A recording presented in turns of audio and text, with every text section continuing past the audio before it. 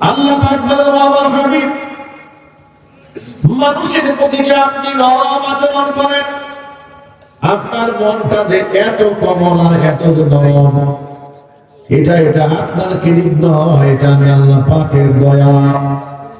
ফাবিমা রাহমাতিন মিনাল্লাহি লিনতা লাহুম, মানুষের প্রতি এই নমনীয় আচরণ যে আপনি করেছেন, যে সুন্দর ব্যবহার আপনি করেন, এটা আমি আল্লাহর পক্ষ থেকে বড়ই দয়া।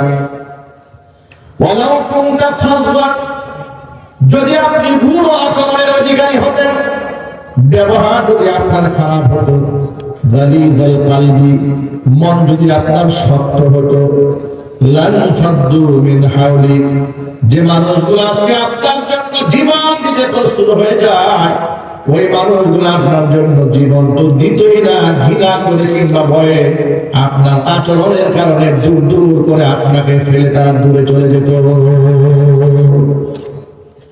কিন্তু আপনাকে আমি এমন সুন্দর আচরণের অধিকারী বানালাম, একটা বার যারা আপনার শত্রু হয়ে আপনার সান্নিধ্য গ্রহণ করেছে, তারা নিজেরা স্বীকার করতে বাধ্য হয়েছে, এর থেকে উত্তম মানুষ পৃথিবীতে আর হতে পারে না। যদি বলেন সুবহানাল্লাহ।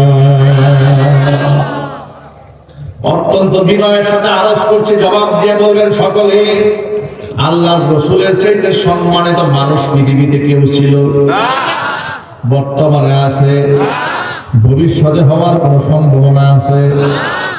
আল্লাহ পাক তার ব্যাপারে বলেছেন, ওয়া রাফা'না লাকা যিকরাক, আমি আপনার আলোচনা, আপনার সম্মান অনেক উপরে উঠিয়ে দিয়েছি, এমন উপরে উঠিয়ে দিয়েছি আপনাকে কেউ ইচ্ছা করলে মুছে ফেলতে পারবে না। এমন একটা সময় পৃথিবীর মধ্যে ছিল যখন উচ্চ আওয়াজে নবীর নাম নেওয়া যেত না।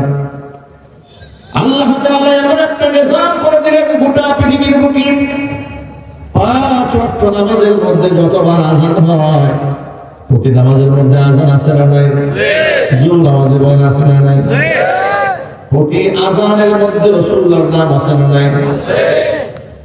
আশহাদু আন্না মুহাম্মাদার রাসূলুল্লাহ।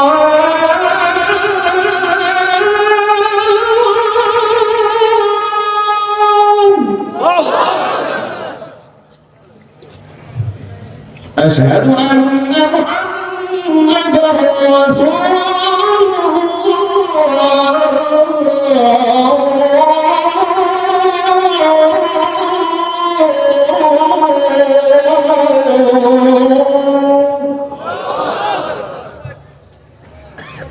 দৈনিক 5 বার উচ্চ আওয়াজে মুয়াজ্জিনরা আল্লাহর হাবিব সাল্লাল্লাহু আলাইহি ওয়াসাল্লামের নাম কোটি কোটি মাইকে উচ্চ আওয়াজে ঘোষণা করে। যদি বলেন সুবহানাল্লাহ।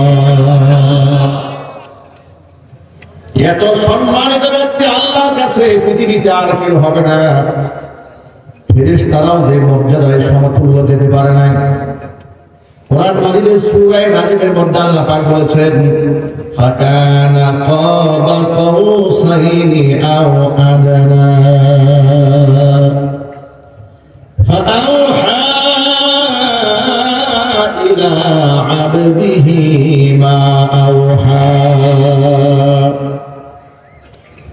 তীর নিক্ষেপ করার সময় দুটা ধনুকের মাথা যেমন একেবারে নিকটতম চলে আসি, আমার হাবিব, আমার বন্ধু, আমার দোস্ত মুহাম্মদ সাল্লাল্লাহু আলাইহি ওয়াসাল্লাম এতটা নিকটতম হয়ে গেছিল, ফাকানা কাবা কাউসাইনি, ধনুকের 2 মাথা যেমন একেবারে নিকটতম হয়ে যায়, আও আদনা, অথবা তার থেকেও নিকটবর্তী আমার বন্ধু হয়ে গিয়েছিল। ফাআউহা ইলা আবদিহি মা আওহা, এরপরে আমার বন্ধুকে ওহী যা প্রত্যাদেশ করার আমি আল্লাহ পাক প্রত্যাদেশ করেছি। জোরে জোরে বলেন সুবহানাল্লাহ। আল্লাহর নবী এমন সম্মানিত একজন সত্তা, পৃথিবীর কোন মানুষের সাথে যার তুলনায় চলে না। এই পৃথিবীতে মানব জন্মগ্রহণ করলে সকলে চিৎকার করে কান্নাকাটি করে, আমার নবী দুনিয়াতে জন্মগ্রহণ করার পরে সিজদায় করেছেন। যদি বলেন আল্লাহু আকবার, আমার চিৎকার দিয়ে বলেন আল্লাহু আকবার।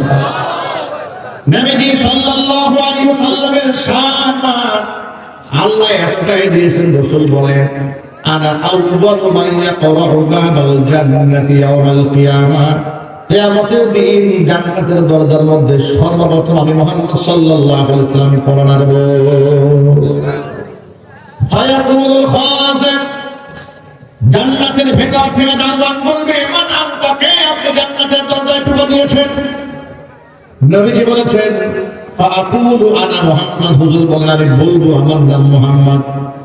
এই কথা শোনার পরে জান্নাতের ভিতর থেকে ফেরেশতা বলবে বিকা উমিরতু, আপনার ব্যাপারে আমাকে নির্দেশ প্রদান করা হয়েছে, আপনি জান্নাতের দরজার মধ্যে ঢুকা দাও মাত্র যেন আমি জান্নাতের দরজাটা খুলে দেই। ভিন্ন হাদিসে আল্লাহ নবী বলেন ইন্নাল জান্নাতা হুররিমাত আলাল আনবিয়া'i হাত্তা আদখুলাহা, জান্নাতের দরজাটা বন্ধ হয়ে থাকবে, নিষিদ্ধ হয়ে থাকবে সমস্ত নবীদের জন্য যতক্ষণ না পর্যন্ত আমি নবী জান্নাতের মেহমান না হব। ওয়া ইন্নাল জান্নাতা হুররিমাত আলাল উমামি হাত্তা তাদখুলাহা উম্মতি, আমার উম্মত যতক্ষণ না পর্যন্ত জান্নাতে না যাবে ততক্ষণ পর্যন্ত অন্য নবীর উম্মতের জন্য জান্নাত আল্লাহ হারাম বানিয়ে রাখবেন। জোরে বলেন সুবহানাল্লাহ। এইরকম উদাহরণ দিতে গেলে, আমার নবীর সামনে কথা বলতে গেলে সারা রাত চলে যাবে। রাসূল চেয়ে বড় হৃদয়ের অধিকারী এই পৃথিবীতে আর হওয়ার সম্ভাবনা আছে? আরো জোরে বলতে হবে আছে। সে নবীজিও সমাজের সর্বস্তরের মানুষের কাছে ভালোবাসার পাত্র হয়ে থাকতে পারেন না যখন তিনি তাওহীদের কথা বলেছেন। কথা বল, যারা তাকে আল আমিন বলেছে এত বছর, 40টা বছর আল আমিন বলেছে, অতি বিশ্বাসী বলেছে, নিজেদের জমানো টাকা স্বর্ণ রূপা দিনার দিরহাম গহনা নবী করিম সাল্লাল্লাহু আলাইহি সাল্লামের কাছে গুচ্ছিত রেখেছে, আমানত রেখেছে। তারাই স্বার্থে আঘাত লাগার পরে তলোয়ার নিয়ে দাঁড়িয়েছে রাসূল পাক সাল্লাল্লাহু আলাইহি সাল্লামকে হত্যা করার জন্য। মুহাম্মদ সাল্লাল্লাহু আলাইহি সাল্লামকে তারা কম্প্রোমাইজের প্রস্তাব দিয়েছিল। এই কথাটা, এই পয়েন্টটা মনে রাখবেন। তাওহীদ এমন একটা স্তর, এমন একটা মাকাম, এমন একটা অবস্থান যে স্তরে কারোর সাথে কম্প্রোমাইজ করার কোনো গুঞ্জাইশ নাই। আল্লাহর একত্ববাদের বিশ্বাসের ক্ষেত্রে, ধর্মীয় দর্শনের ক্ষেত্রে, ইসলামিক সংস্কৃতি তাহজিব এবং তামাদ্দুনের ক্ষেত্রে আল্লাহর দেওয়া বিধিবিধানের সাথে কোনো কম্প্রোমাইজ করা যায়? একটু যদি বলেন না ভাই, কোনো কম্প্রোমাইজ করার সুযোগ আছে না? সুযোগ নেই। আজকে বর্তমান সমাজের কিছু কিছু আলেমেরা দুঃখজনক ভাবে আমরা দেখেছি হিকমতের নামে অন্যায়কে মেনে নিয়েছে, জীবনে এখন প্রতিবাদ করে না। এমন আলেম নাই সমাজে? আচ্ছা আপনারা বলেন, শহীদাচারের আমলে অসংখ্য আলেমরা জেল কেটেছে, জরিমানা দিয়েছে, ফাঁসির মঞ্চে উঠেছে, ঠিক কিনা বলুন? কিন্তু শহীদাচারের দলের সমস্ত লোকেরা কি সব আলেমের মধ্যে ক্ষিপ্ত ছিল? না। কোন ধরনের আলেমের মধ্যে ক্ষিপ্ত ছিল? যে সমস্ত আলেমরা কম্প্রোমাইজিং এ আসে না, যারা তাদের অন্যায়কে মেনে নিয়ে চুপচাপ থেকেছে, কিংবা ফলে বলে করে কৌশলে তাদের প্রশংসা করেছে, তাদেরকে তারা আধ্যাত্মিক হুজুর বানিয়েছে। আর যে আলেমরা হকের বলিষ্ঠ কণ্ঠে উচ্চারণ করেছে হকের বাণী, তাদেরকে তারা জঙ্গি এবং রাজাকার বানিয়ে দিয়েছে। আলেমরা যদি একটুখানি কম্প্রোমাইজ করে চলতো, যারা জেল খেটেছে তাদের জেল থাকতে হতো না, তারা আধ্যাত্মিক হুজুর থাকতো। কথা বলেন ঠিক কিনা যদি বলেন। আল্লাহ নবী সাল্লাল্লাহু আলাইহি সাল্লামের কাছ থেকে শিক্ষা নিতে হবে। হিকমতের দোহাই দিয়ে যে সমস্ত আলেমরা অন্যায়কে চুপচাপ সহ্য করে যান, কিছু বলেন না, তারা বলেন আমরা হিকমত অবলম্বন করে কিছু বললে তো ফিতনা লেগে যাবে, এই জন্য কিছু বলি না। তাদেরকে বলবো মাদ্রাসায় 2 বস্তা চাল আর 5 বস্তা ডাল, আর মাদ্রাসার বিল্ডিং করার জন্য 50 বস্তা সিমেন্ট দিলে কম্প্রোমাইজ করবেন, তা হবে না। কথা বলবো, এই কম্প্রোমাইজ কোথা থেকে শিখেছেন আপনি?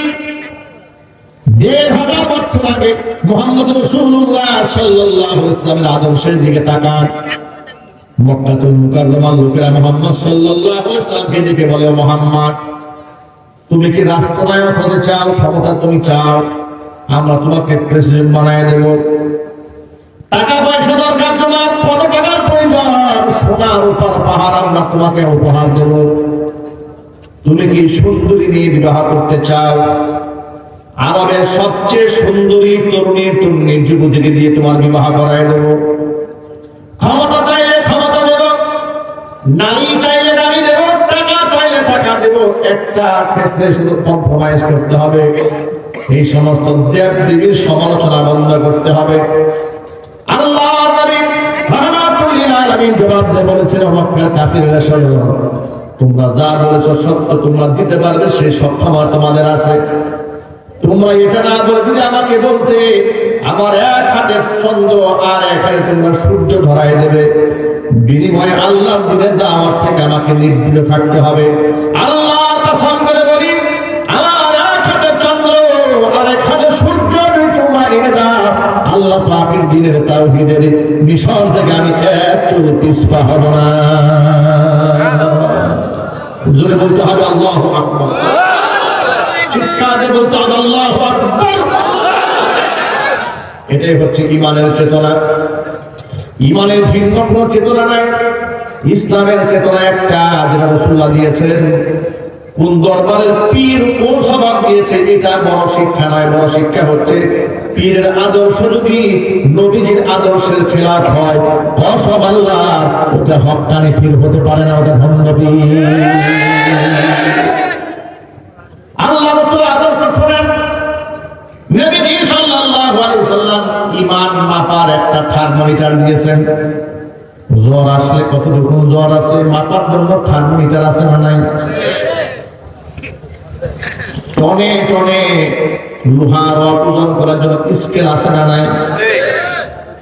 এরপরে মালামাল ওজন করার জন্য দাড়ি পাল্লা আছে না নাই? মালামাল ওজন করার জন্য যেমন দাড়ি পাল্লা থাকে, স্বর্ণ রূপা ওজন করার জন্য যেমন মাপ যন্ত্র থাকে, তাপমাত্রা দেখার জন্য যেমন থার্মোমিটার থাকে, ঈমান মাপার একটা হাদিস আছে। নবী করিম সাল্লাল্লাহু আলাইহি ওয়াসাল্লাম বলেছেন, তোমার মধ্যে কতটুকু ঈমান আছে একটু ফলো করো।